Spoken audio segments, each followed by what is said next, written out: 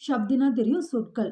So சொற்கள் வந்து எந்தெந்த வகைகள் இருக்கு அப்படின்னு பார்த்தோம்னா, உற்பத்திக்கு திருஷ்டி அப்படின்னா, அது வந்து அதனுடைய அந்த தோற்றம், அது வந்து எப்படி வந்து அந்த தோற்றம் இருந்தது இல்லையா? ஸோ அதன் அடிப்படையில சொற்கள், ஷப்து அப்படின்றது வந்து 4 வகையா இருக்கு. என்னென்ன அப்படின்னா, தத்சம ஷப்து, தத்பவ ஷப்து, தேஷஜ் ஷப்து, விதேஷி ஷப்து.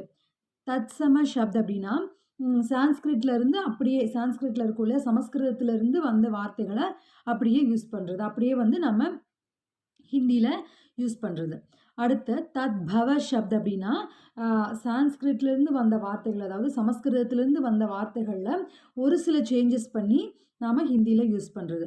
அடுத்து தேஷஜ் ஷப்த் அப்படின்னா, நம்ம இந்தியன்லேயே வந்து இருக்கக்கூடிய லாங்குவேஜஸ் எல்லாமே வந்து அத வந்து ஹிந்தியில நாம யூஸ் பண்றது. ஓகேவா? பாரதிய பாஷா வந்து ஹிந்தி மே நம்ம இந்தியாக்குள்ள இருக்கிற லாங்குவேஜஸ்ல ஒரு சில